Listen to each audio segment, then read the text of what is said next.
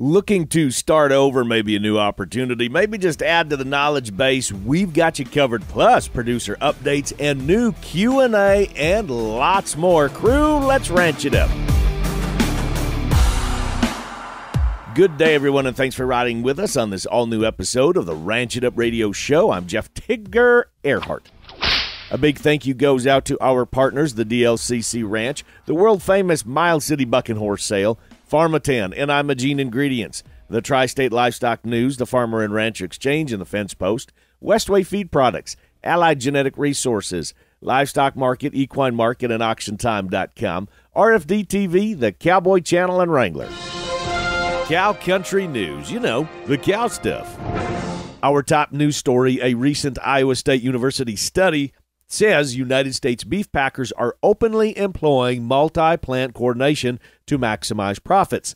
Analysts suggest that the increased price spreads may be short-lived, with external market conditions and stocks playing a role, but persistently wide price spreads suggest that other factors may be at work, such as cattle supplies being out of step with slaughter capacity. Beef packer concentration has more or less plateaued since 1995, and most beef packers in the U.S. with multiple plants openly employ multi-plant coordination to maximize corporate-level profits. The study used a Shallop Circular City framework to show that multi-plant coordination can lead to wider price spreads between downstream beef prices and upstream fed cattle prices, depending on markdowns and efficiencies. This, along with market concentration, geography, and transportation costs and cattle cycles, helps explain the persistently wide farm-to-wholesale beef price spreads. The study goes on to say that as cattle inventories decline, multi-plant coordinators are likely to permanently shut down plants, which is consistent with recent packer behavior. The study also found that adding a strategically located packing plant owned by an entrant firm can narrow price spreads. The framework is significant for policy discussions on the structure, conduct, and performance of the beef packing industry. In other news, Agriculture Secretary Tom Vilsack testified before the Senate House and Agriculture Appropriations subcommittees to discuss the proposed budget for the next fiscal year. Vilsack advocated for increasing funding to the Agriculture Department. He urged subcommittees to compare the percentage increases in the agriculture budget over time with other agencies.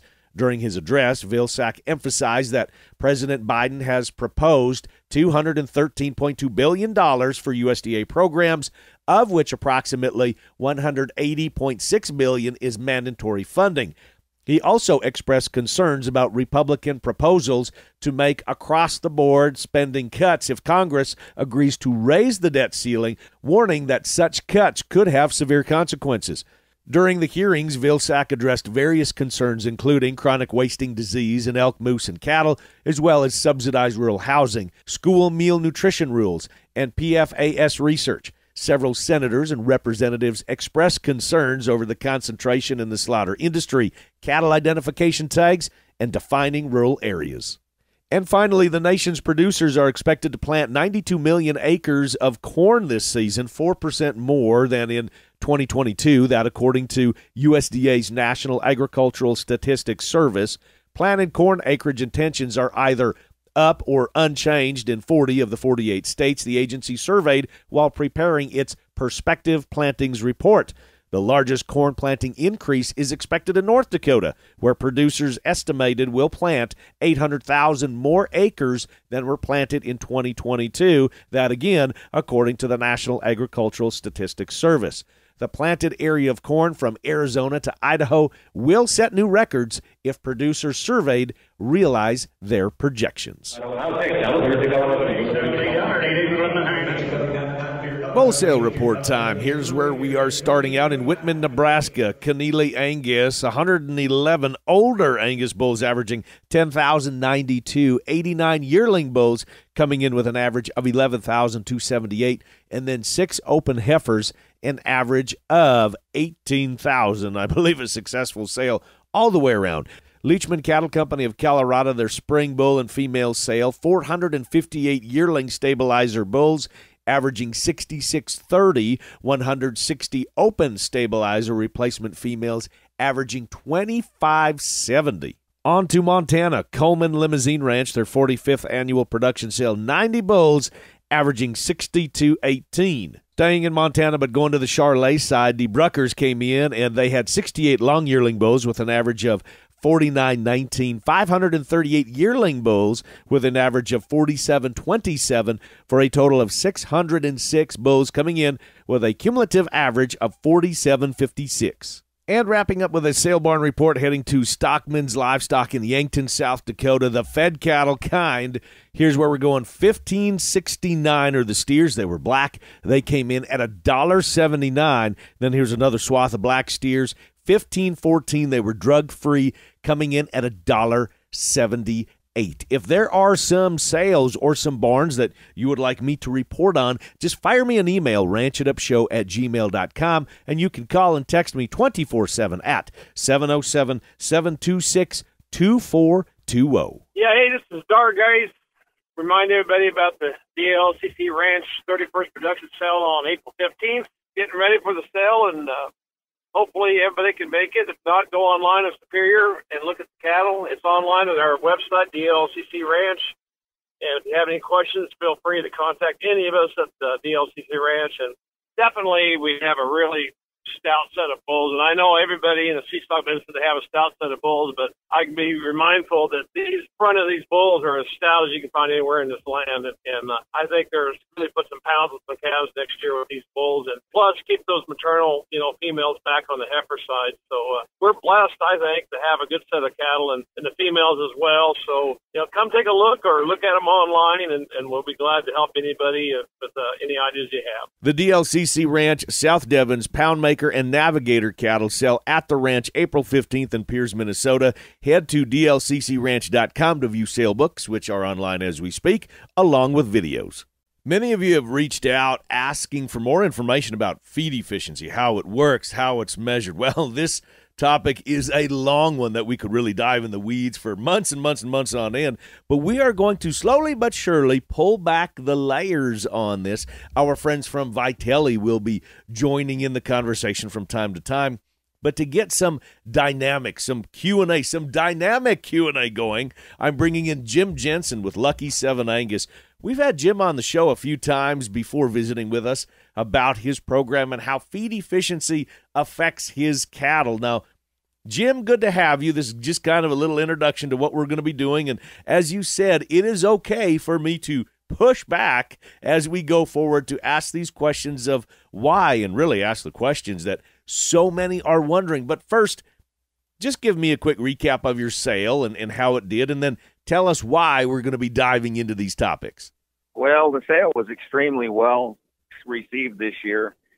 We averaged about $7,000, just a little over $7,000 on almost 350 head of bulls, where we had one of the toughest winters in the world in the north.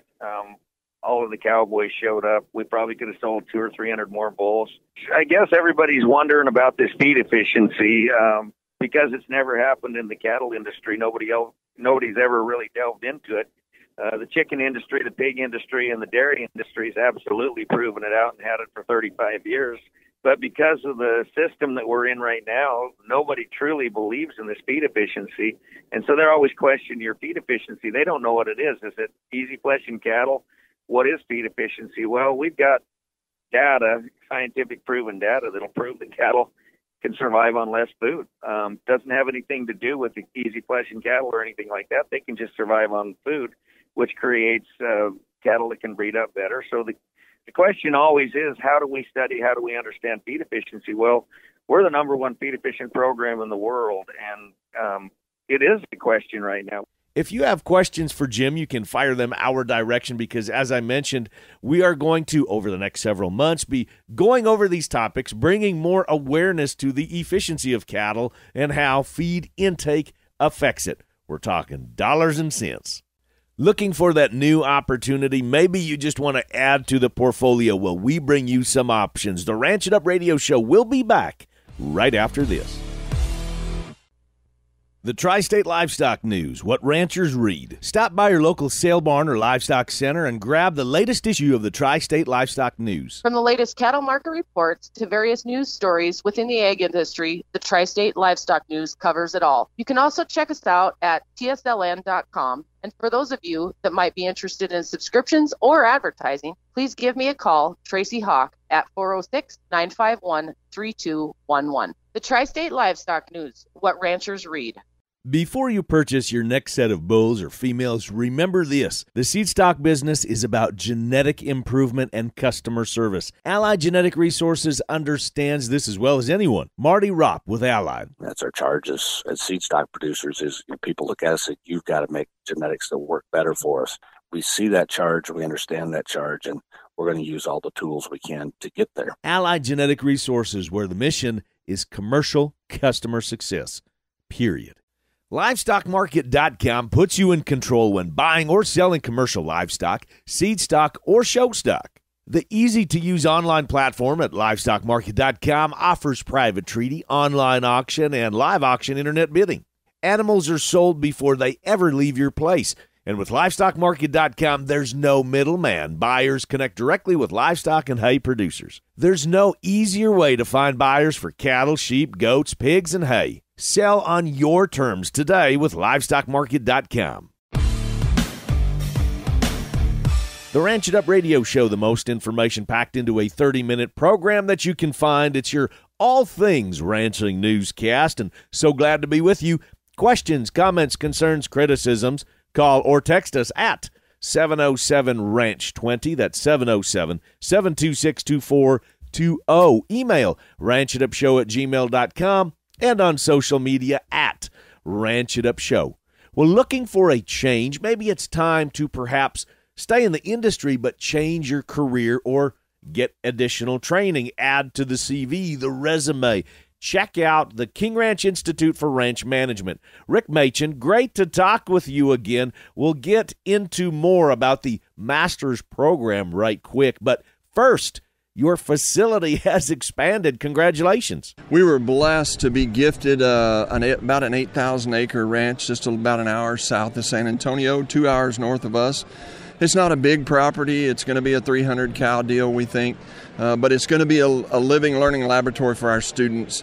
And the thing that we're really excited about is we'll have our own real-world set of books.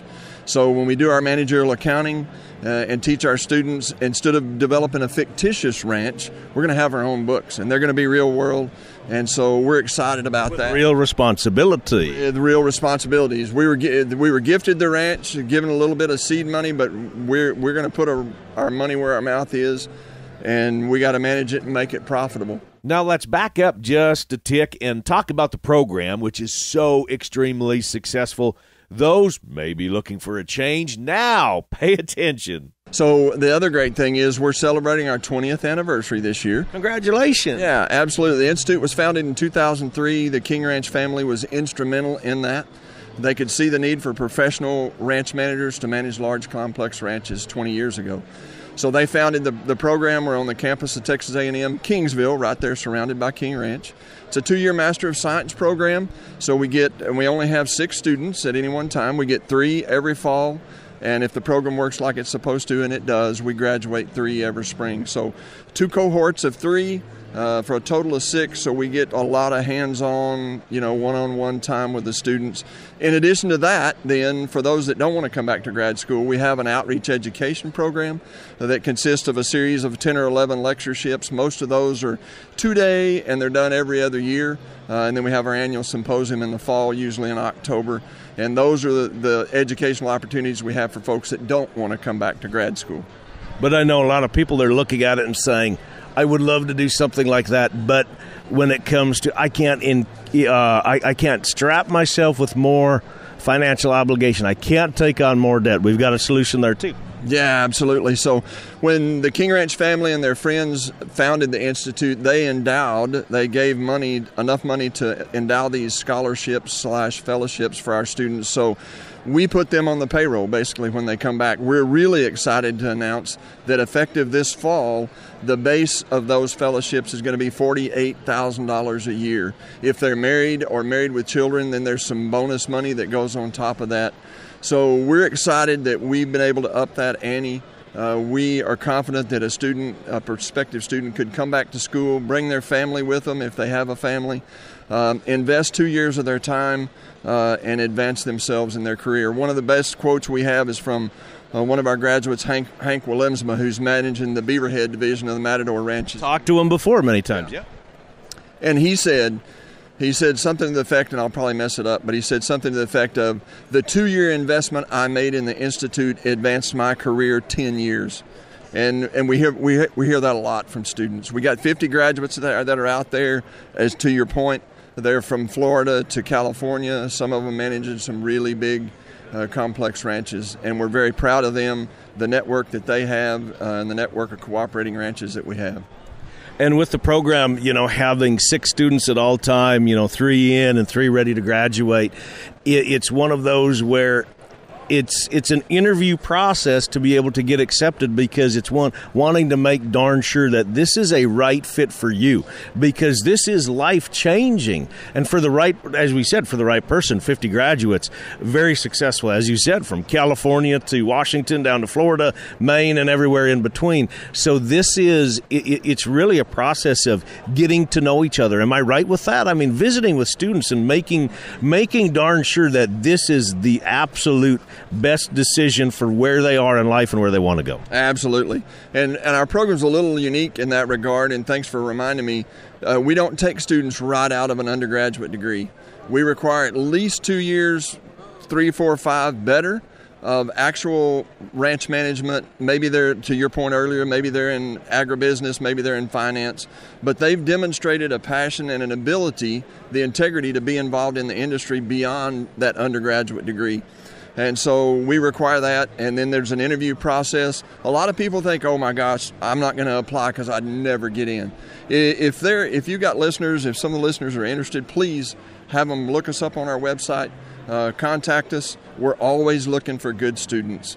And they may not get in the first year, but we've never had one go 3 years in application, a truly talented student that had to apply more than twice to get in. So, yes, the bar is pretty high, but we don't want anybody to be deterred or discouraged. If they're interested, we'd love to have a visit with them. Rick Machin with the King Ranch Institute for Ranch Management. Always good to talk with you. For more information, just type in King Ranch Institute for Ranch Management into any one of your searches. On their site, you will find the information to apply to their graduate program, along with the lectureships that cover a wide variety of topics. For example, the next on the agenda of the lectureships is entitled Managing the Cow-Calf Business. It's April 14th and 15th. It's coming up rather quick. The in-person registration is full, but virtual registration is still available. So jump online to King Ranch Institute for Ranch Management for more information. Now, Kirk is on hold as we speak. That means we've got market recaps and more numbers coming up when we come back.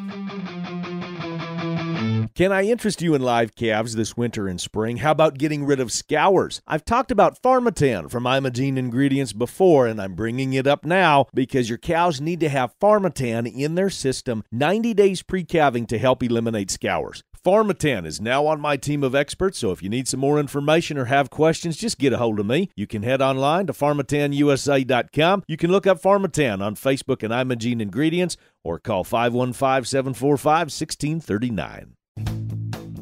The world-famous Miles City Bucking Horse Sale for 2023 features one of the largest one-day match bronc ridings in the world. Sunday, May 21st at the Fairgrounds, a PRCA-sanctioned event with 32 of the best bronc riders in the world riding for a $50,000 purse. Sunday, May 21st of the Bucking Horse Sale weekend, pari-mutuel wagering also available. Find the schedule and tickets online, buckinghorsesale.com.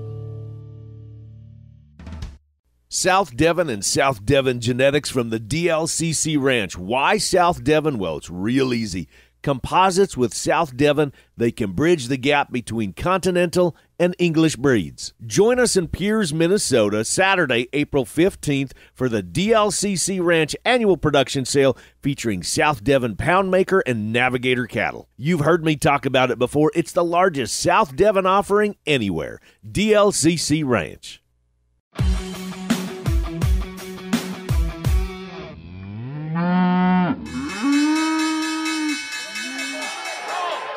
Welcome back, everyone, to the Ranch It Up Radio Show. It's that time of day when we check in with Kirk Donsbach, Stone X Financial Incorporated.